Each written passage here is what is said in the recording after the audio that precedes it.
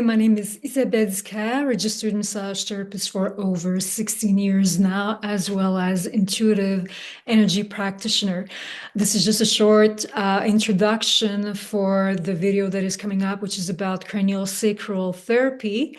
If you're interested in the full conversation that I had with former colleague of mine, Marian Sears-Carter, physiotherapist, where we also talk about fascia, myofascial release. We talk about energy work, emotional blockage.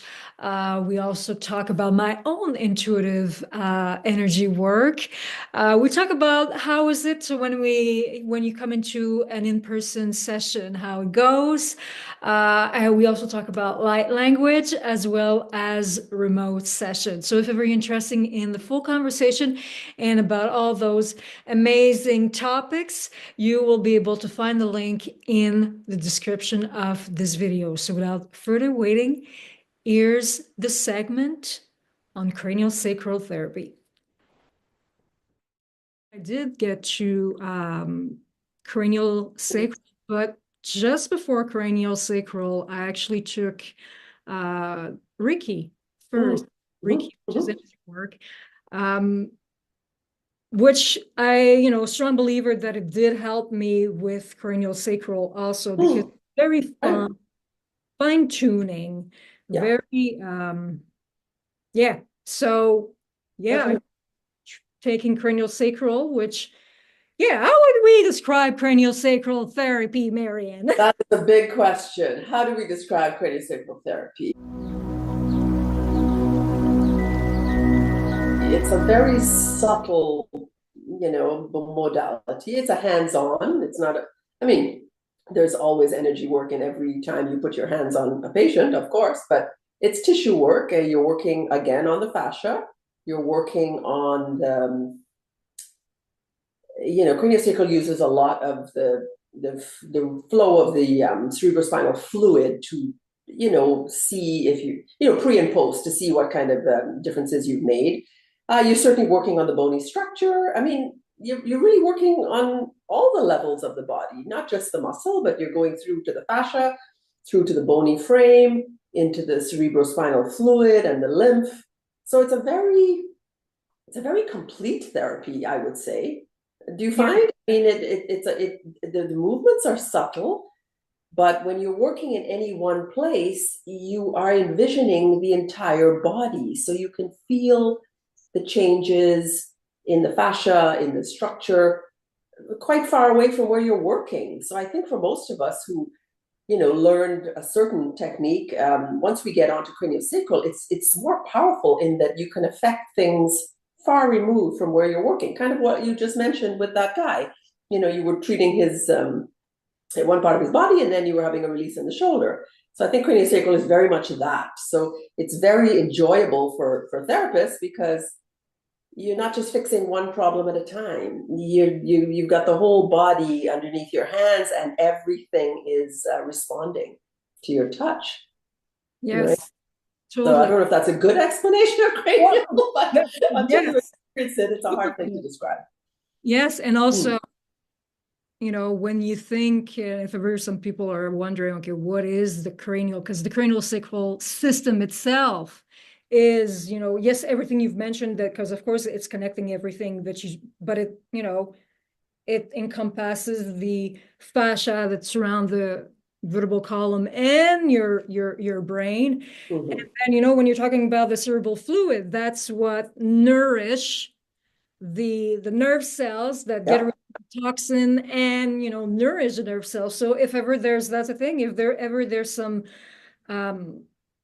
how should I say, some tension along the spine or along that tissue, the fascia, and if the system is not functioning the way it should be, or if there's some restriction in some area, well, of course it's going to impact whatever.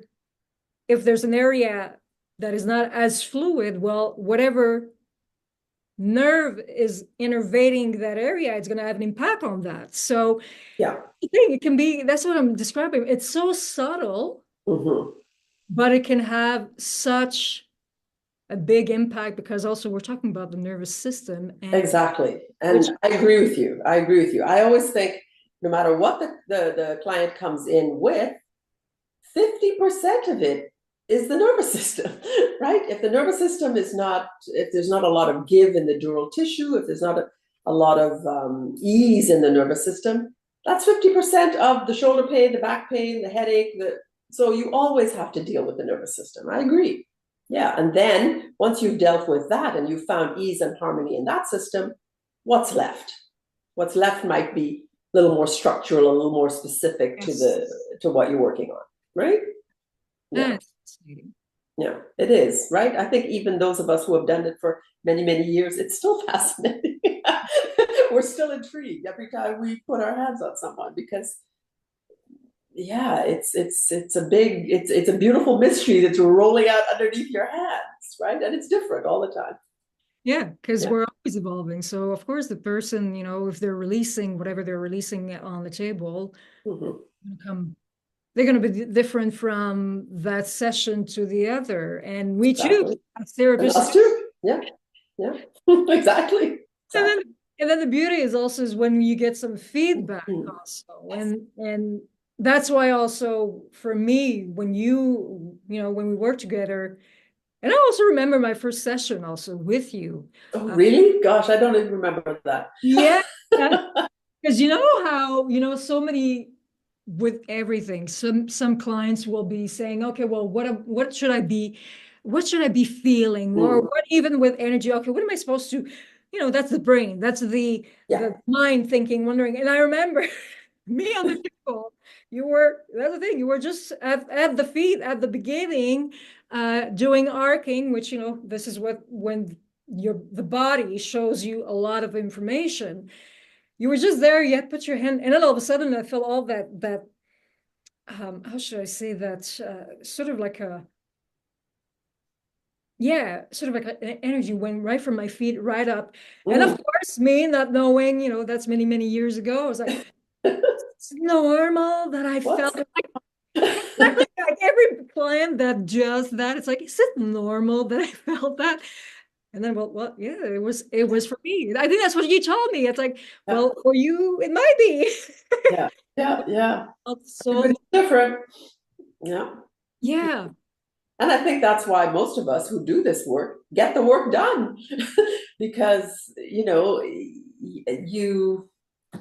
the clearer your body is, the clearer your systems are, the more you can feel in the other person, which is kind of an odd thing. I agree. But, maybe it's akin to psychotherapy where, the therapist does years of work before they can treat other people. Well, I think even as a manual therapist, it's important to get the work done because then you understand what it's like to be on the side of the client. You're feeling it from your side. It's a very nice, seamless learning, exploration, right? So I think most of us get the work done regularly. I certainly do, you know. work, because that's Well, work, the play, we get the play done. Right? We want to have it done to us just as much as we want to be doing it to other people, yeah, right? because Keeps bottom you in line, good shape. It deals with things before they become big problems, which I think is huge, right? If something is just a suggestion of a problem, if you're getting a lot of body work done, it never turns into a problem. You've dealt with it while it's still, a small, whatever, misalignment or a small, maybe even emotional problem, right?